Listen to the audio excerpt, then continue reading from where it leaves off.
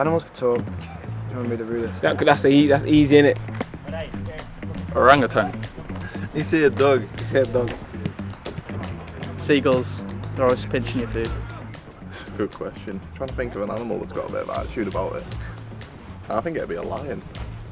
A lion a bit, because he'd think he's just a boy, wouldn't he? So he'd just walk around being like, yeah, I'll say a lion. Hippos. Maybe dog. Just a boy. What's the question? Baboon. Baboon, that's a good one. I would say the Rudest is a lion because everyone is scared when they are screaming. Yeah, I think a lion looks like a gentleman. I'm gonna go with a cat. Hyena. Hyena? Great shout. I see a dog as well, eh? A dog, yeah.